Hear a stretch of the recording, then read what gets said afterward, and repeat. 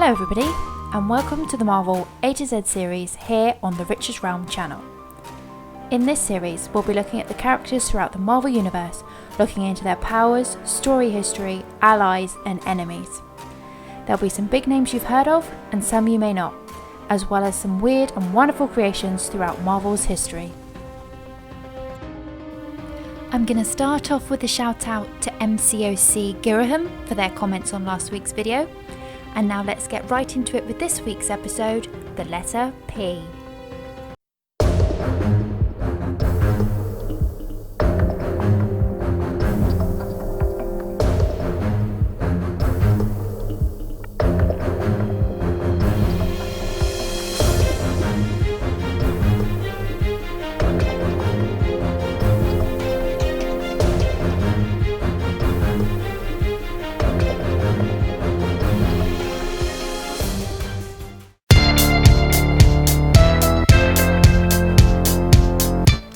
While her green hair marked her as a mutant, Lorna Dane had no idea growing up that she was adopted and her true father was Magneto.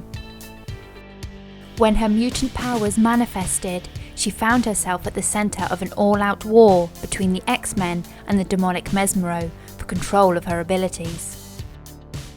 Falling in love with the X-Man Havoc, Lorna wanted nothing more than to live a normal life. But fate would not let her be, and time and again she was pulled into the centre of mutant strife as Polaris, the mistress of magnetism. She led X-Factor beside Havoc, and later joined the X-Men. Polaris lost her powers on M-Day, but Apocalypse restored them when he made her Pestilence, one of his horsemen. She and Havoc broke up when he left her at the altar, but they renewed their relationship during the attempts to save the Shi'ar Empire from Havoc's brother Vulcan, but they have since parted again.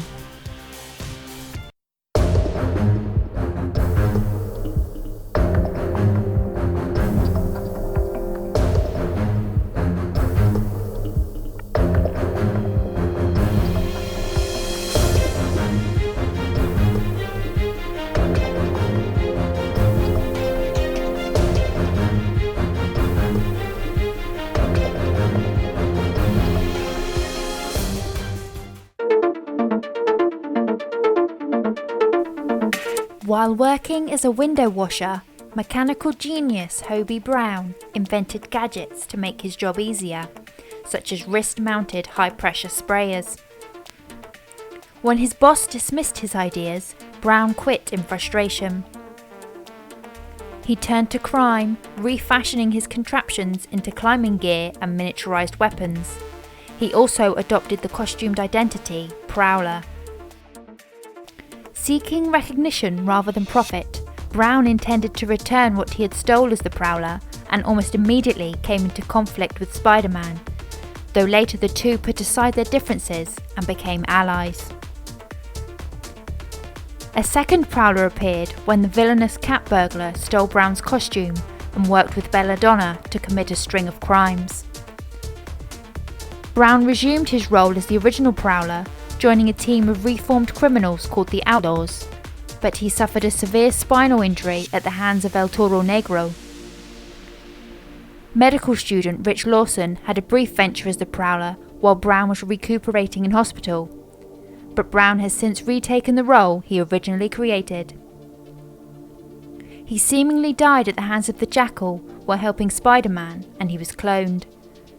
The clone later died, and the real Hobie Brown was found alive in the Jackal's basement.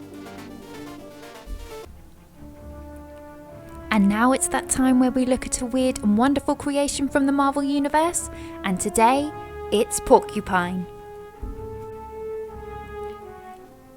As a weapons designer for the US government, Alexander Gentry invented a battlesuit inspired by a porcupine.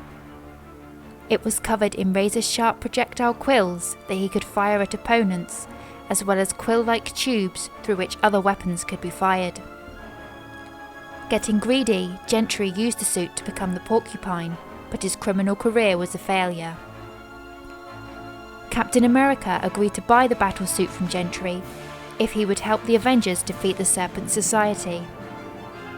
Gentry agreed, but was fatally impaled on his own quill during the battle. A new Porcupine surfaced later and wound up working for the Thunderbolts.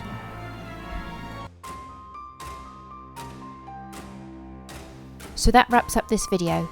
Please hit that like button, and if you're not already, make sure you subscribe to the channel. And don't forget to write me a comment of your favourite character starting with the letter P, and you might get a shout out in the next video.